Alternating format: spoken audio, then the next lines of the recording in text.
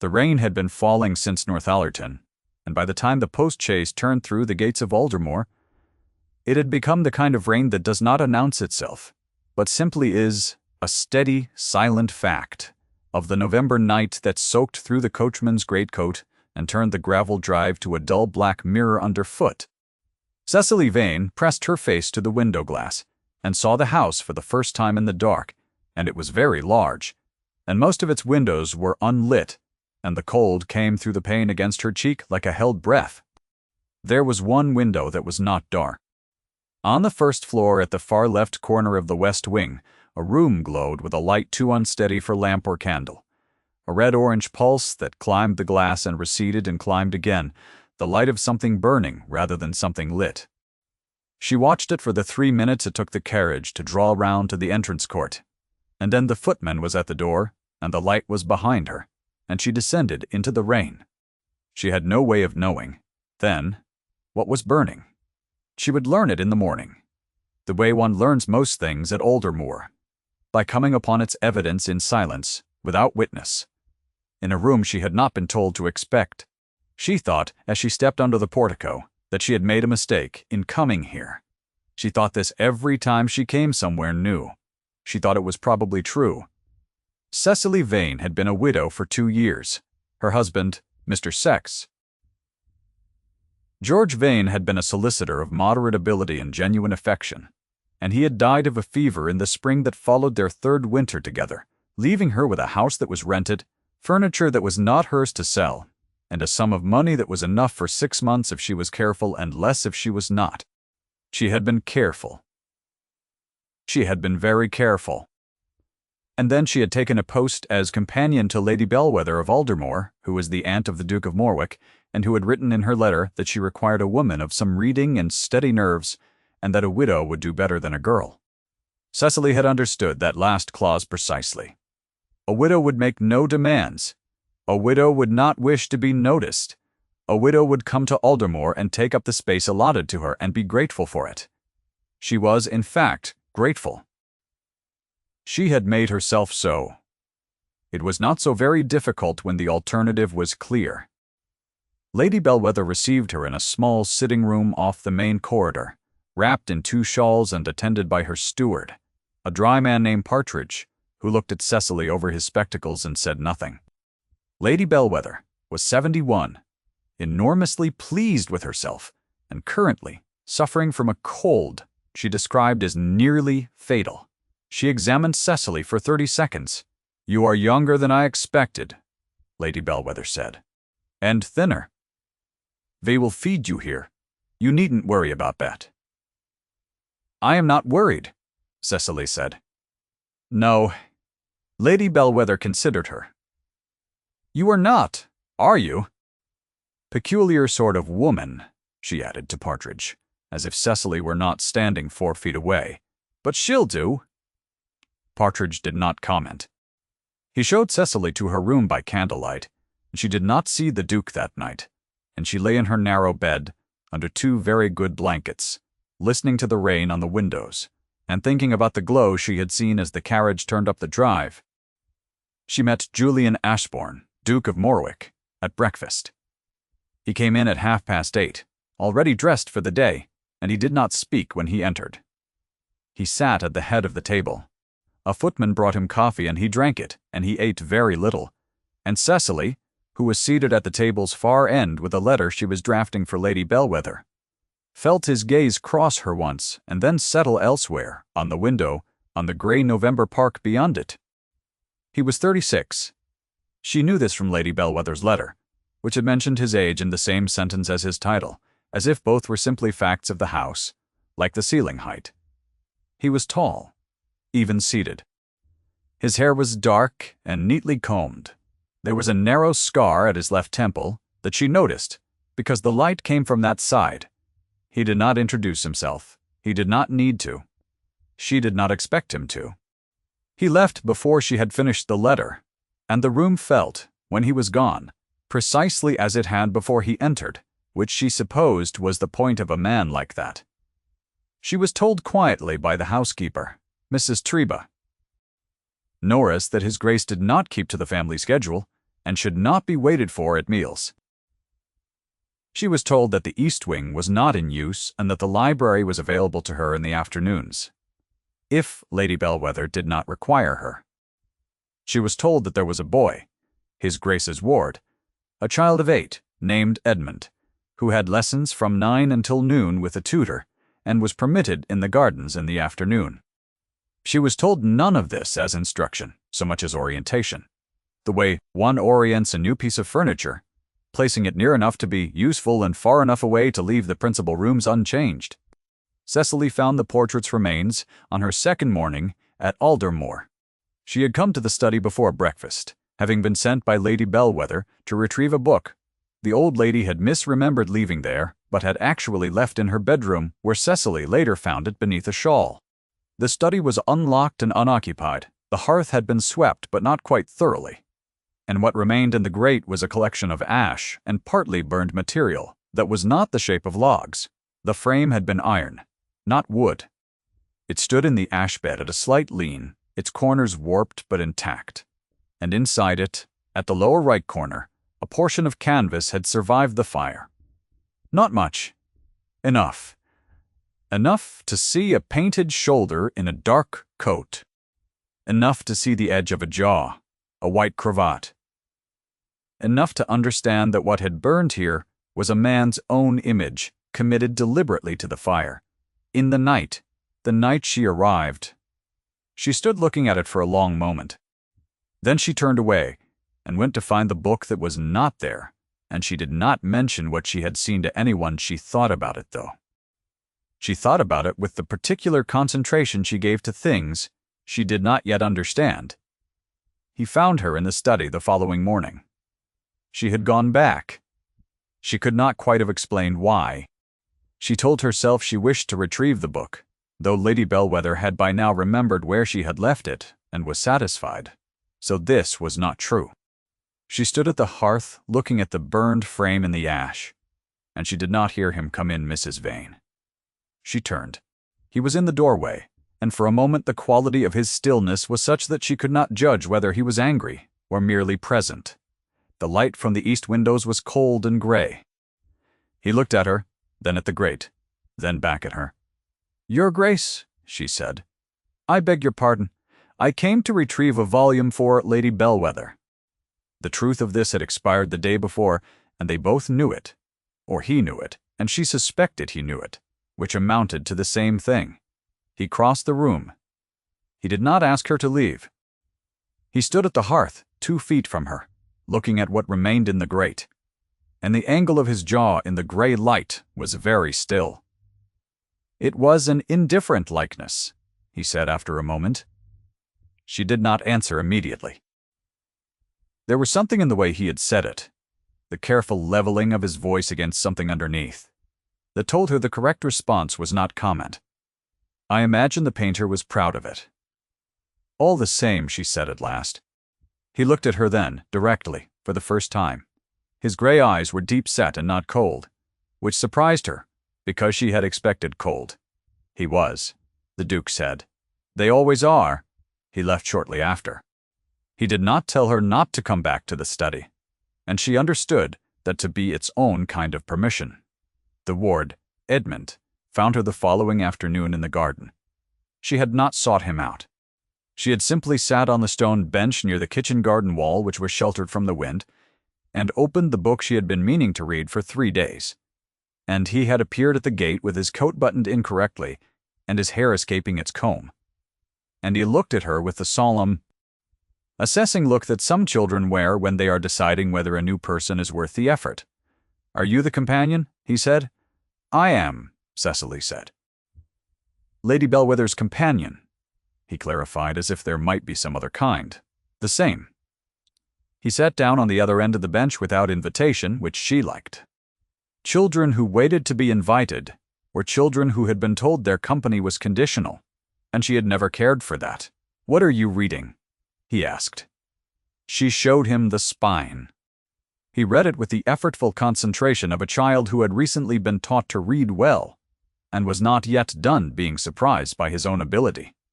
He told her it looked dull. She agreed that it was a little dull in places and asked whether he had a preference. He had a preference which turned out to be a collection of natural history illustrations his aunt had sent before she died. He fetched it, and she read to him from it, and he sat very close and did not speak. And they spent an hour in the shelter of the kitchen garden wall with the cold light coming in overhead and the smell of turned earth and wood smoke around them, and it was the most at ease she had felt since George died. She did not know that the Duke had come down from the house and stood at the upper garden terrace for 15 minutes watching them. She did not know that his hand had tightened on the stone balustrade and then released. She did not know that he had turned and gone back inside before she looked up. Lady Sefton Price paid a morning call 3 days later, arriving in a very fine carriage with her companion and a sense of established authority that preceded her into every room she entered. She was 58, stout, silver-haired, and she had the particular manner of a woman who has been the social arbiter of a neighborhood for 30 years, and has stopped noticing the weight of it because the weight has simply become the air she breathes. She called on Lady Bellwether, but she also looked at Aldermore with the eye of a woman who has already decided what should happen in it. Cecily poured the tea. "That widow Morwick has stationed in the house," Lady Sefton Price said, in a tone pitched not quite low enough to Lady Bellwether, while Cecily set a cup at her elbow. "Hardly the thing, is it, for a house in full mourning?" One wonders what Lady Bellwether was thinking. "One might ask her," Lady Bellwether said, with the cheerful vagueness of a woman who had been dealing with Lady Sefton Price for 4 decades. She is generally available. Lady Sefton Price accepted this as the non-engagement it was, and turned the conversation to Miss Cordelia Hargrove, the daughter of Sir Edmund Hargrove of Haverford, 22, accomplished, and due to visit the neighborhood before Christmas. Lady Sefton Price found occasions to name Miss Hargrove 4 times in 20 minutes. The 4th time she looked at Cecily very briefly, and then away, as if confirming something she had not needed to confirm. Cecily handed round the plate of biscuits, and thought about the burned frame in the grate. She had not gone back to the study. She thought about it all the same. He spoke to her again that evening, in the corridor outside the library. She had come from her afternoon reading, and was carrying 2 volumes back to her room, and he was coming from the direction of the east wing, his coat on, having been out, the cold still on him. They stopped at roughly the same moment. The corridor was narrow enough that there was no pretending they had not seen each other. "Did Edmund trouble you?" he said. "Not at all," Cecily said. "We read together. He is a thorough reader." Something shifted in his expression, not quite softening. The tension in the set of his mouth relaxed by a degree. It was not much. It was enough. "He does not usually consent to company," the Duke said. "He made the choice himself," Cecily said. "I would not have imposed." He looked at her with the considering look she was beginning to recognize, the one that came before he said something she had not anticipated. "No," he said. "I do not suppose you would." He moved past her with a slight inclination of his head, and she went on to her room, and stood inside it for a moment with her back against the door, the 2 books pressed to her chest, aware of her own heartbeat in a way she had not been aware of it in some time. She did not know what to do with that.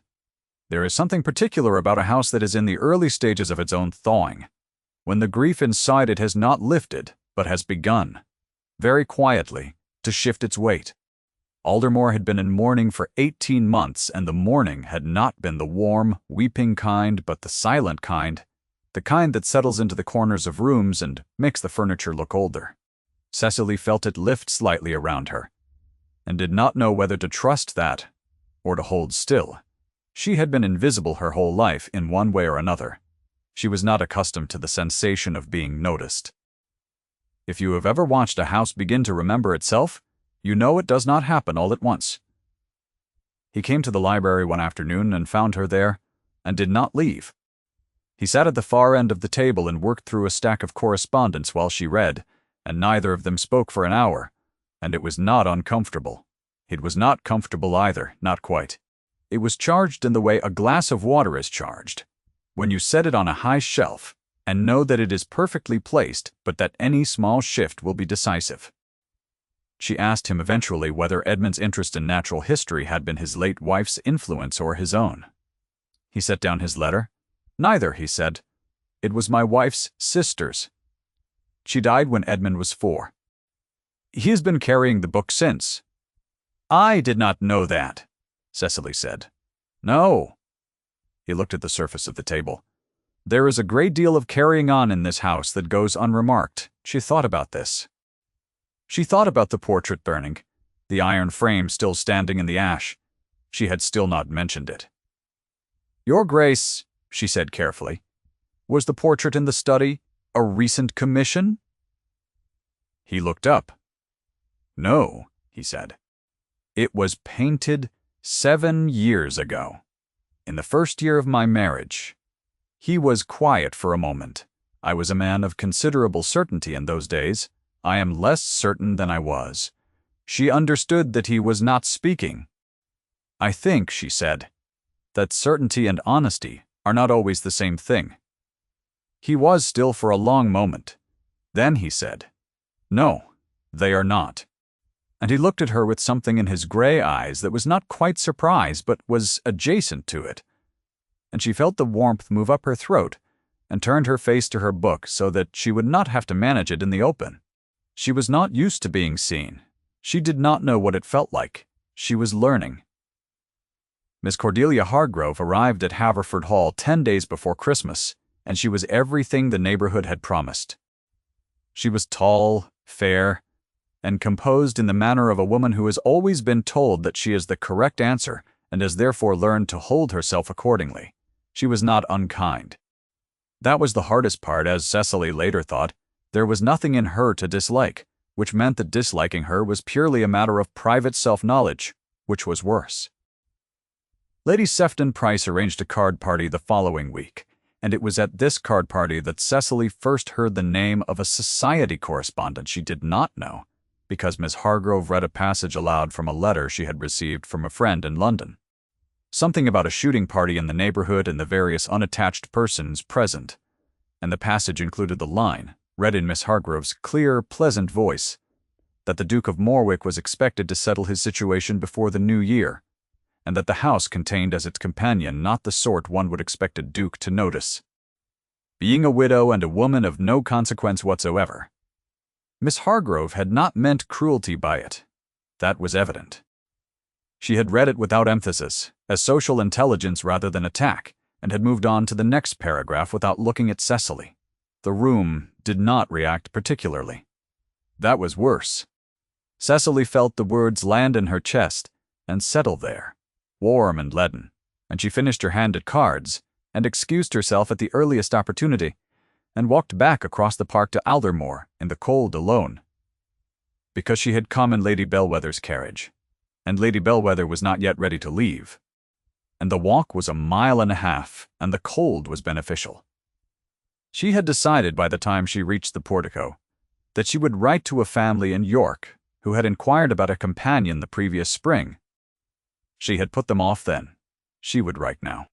It was the correct thing to do, and she had always been very good at doing the correct thing, and she would not allow herself to examine too closely why the correct thing felt this time like pressing a wound.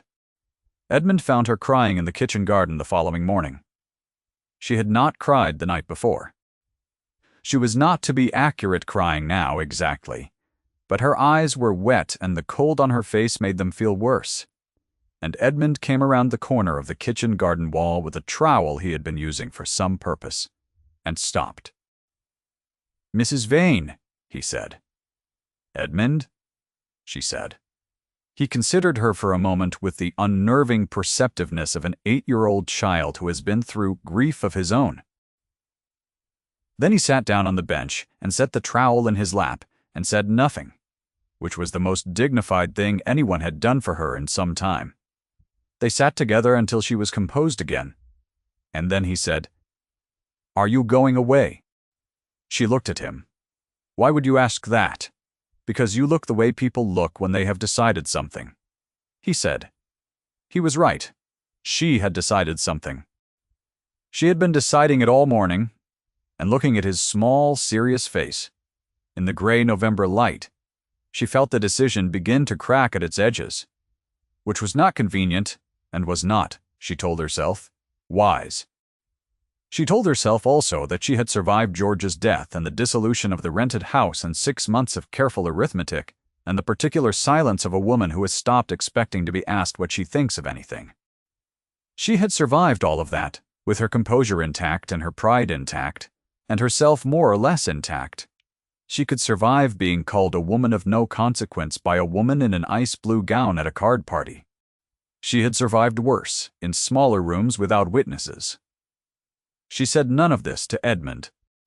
She said instead that she did not know yet where she was going, which was true in more than the geographical sense, and he nodded as if he understood this, which she suspected he did, because he had been for 18 months in a house where all the grown people had been unable to say where they were going. And he had learned to accept uncertainty as a climate rather than a crisis. She thought it had cost him something to learn that. She thought, when he was older, it might also turn out to have been useful. Lady Sefton Price's annual winter assembly was held the following Friday, and it was the neighborhood event, the gathering at which the social verdicts of the entire season were rendered and sealed.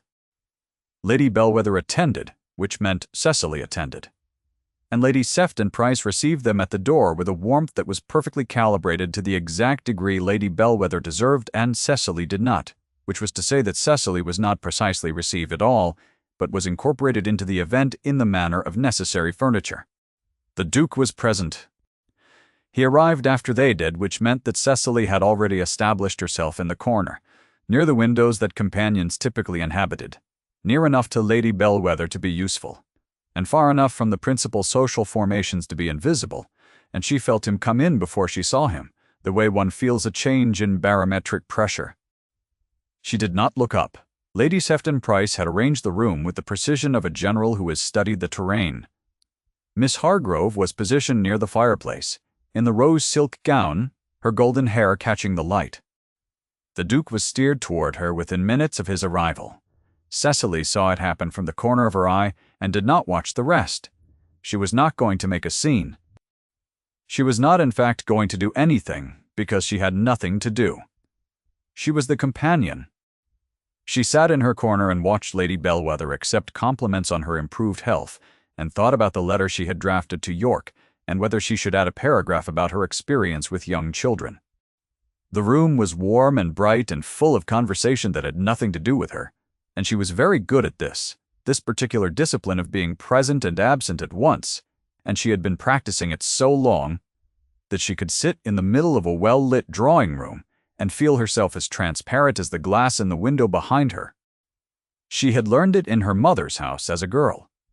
She had refined it in her husband's household, where being useful was more valued than being visible. She had brought it to Aldermore as a professional qualification.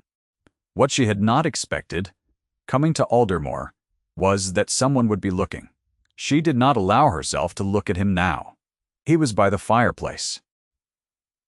She could tell by the way the room organized itself around him, that habitual gravity that men of rank exert without intending to, the way a room's furniture all angles slightly toward a window without any single chair meaning to do it. She looked at her hands instead, and at the rose silk, at the edge of her vision, and at the candle on the table beside her that had been burning down for an hour without being replaced.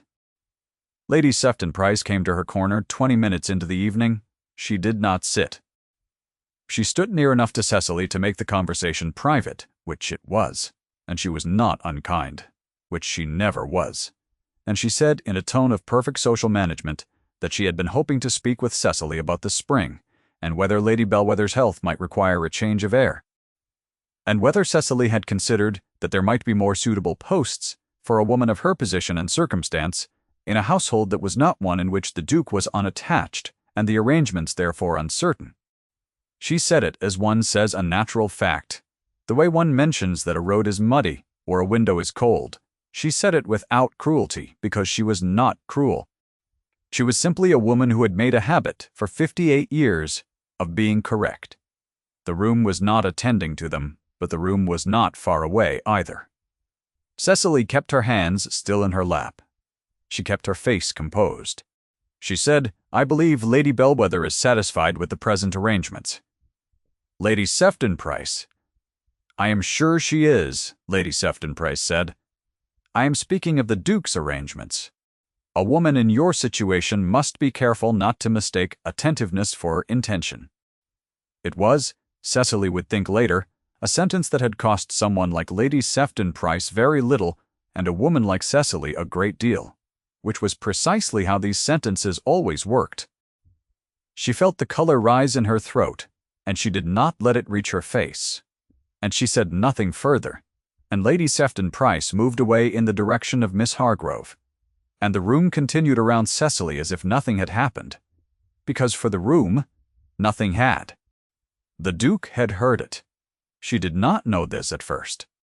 She was still looking at her hands when she heard his voice from behind her, not raised, not hurried, a voice that carried the particular quality of a man who is accustomed to being attended to and has chosen, in this moment, to use that quality deliberately. Lady Sefton Price. He did not say it loudly. He said it with the authority of a man who has never needed volume. The room turned. Lady Sefton Price turned. He crossed the floor from where he had been standing, 3 strides, and he stopped beside Cecily's chair, and he did not look at Lady Sefton Price when he said the next thing. He looked at Cecily. A long beat of silence. She looked up at him.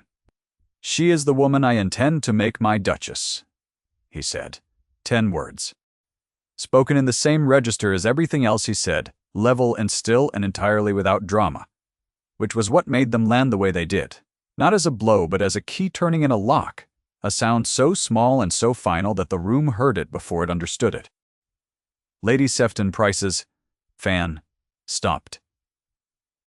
Miss Hargrove across the room looked down at her hands and then back up again, and the expression that crossed her face was not devastation, but a particular kind of recognition, the kind that comes when one has suspected, all along, that there is a story one is not part of.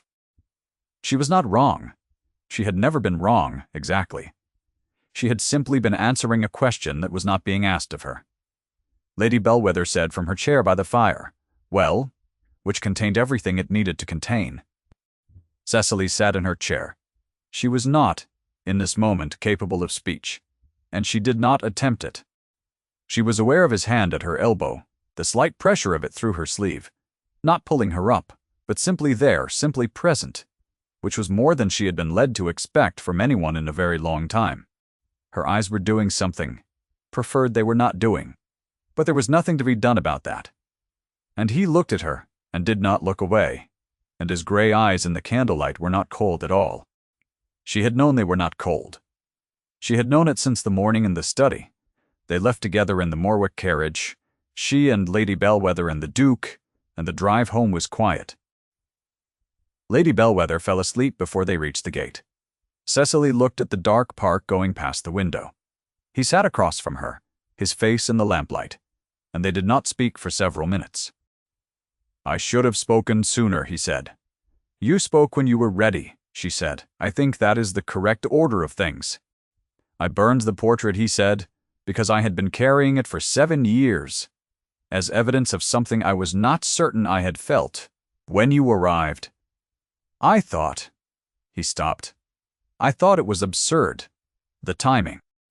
"The timing was absurd," she agreed.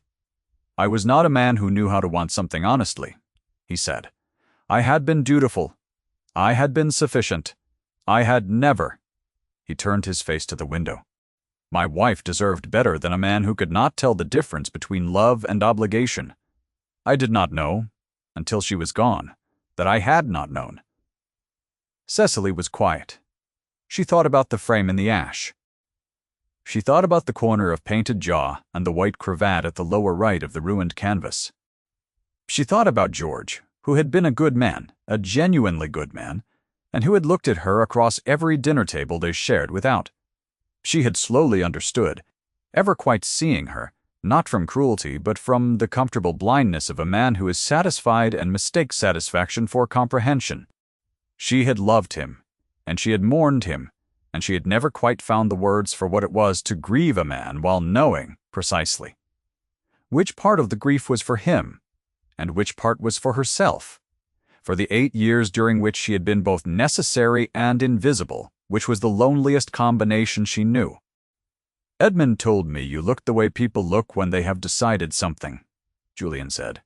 "I was not in the habit of attending to what Edmund said. It appeared I should be." She turned to look at him fully then. "He is a very perceptive boy," she said. "He is." The tension around Julian's mouth was gone, and what was left under it was not quite what she expected. It was something younger and less certain, and she thought it was probably the true face, the one under the one that the portrait had tried to capture and had not been equal to. "He has not let anyone read to him since his aunt died. He brought you her book." "I know," Cecily said softly. He looked at her across the dark interior of the carriage. His hand rested on his knee 3 inches from hers, and he did not move it, and she did not move hers, and the nearness of the space between them was its own kind of speech. The carriage lamps swung as they came over the rise, and for a moment the light crossed his face and she saw the narrow scar at his temple, and the careful gray of his eyes, and the composure that was not coldness, had never been coldness, was only a man who had not trusted himself to reach for what he wanted, until he found someone who made the wanting. "I would not have presumed," she said. "I want you to know that." "I know," he said. "That is one of the things I have been watching." The carriage turned through the Aldermer gates and Lady Bellwether stirred and sighed in her corner, and the moment closed around them like warm water. Complete Mr. Gavel. Allenby arrived from London 4 days later, a tidy man in a dark coat who smelled of ink and had the satisfied expression of a solicitor called on a pleasant errand rather than an unpleasant one. He sat in the study for 2 hours with the Duke, and then he called on Cecily in the library and explained to her, with great precision and some warmth, the particular terms under which the Morwick settlement allowed for a second marriage, which were terms designed to protect the estate and its heir, and which, in this case, were entirely compatible with the union his client had proposed. He had brought the relevant documents. He was prepared to answer questions. He set the papers in a neat stack on the table and looked at her over his spectacles. "You will find, Mrs. Vane, that the Duke of Morwick is thorough in his arrangements," Mr. Allenby said. "He always has been. Though I am given to understand that this particular arrangement is somewhat less the product of thoroughness than it is the product of—" He paused. "Of certainty," he said with the slight smile of a man who has known his client for many years and found him, at last, saying a thing he meant. Cecily looked at the papers. Comper. She thought about a man at a hearth in the dark, feeding a painting to the fire, deciding to stop pretending to be the person it depicted. "I believe I understand the terms," she said. Christmas came to Aldermore with snow, which arrived 2 days before the holiday, and settled on the stone park walls and on the gravel drive, and on the bare branches of the oaks along the south approach, and the house looked, Cecily thought, the way it must have looked before the morning had settled into it, which was to say large and old, and very much itself. She found the burnt frame gone from the study grate one morning. Mrs. Norris had finally cleared it. She stood for a moment at the empty hearth and felt the space where it had been.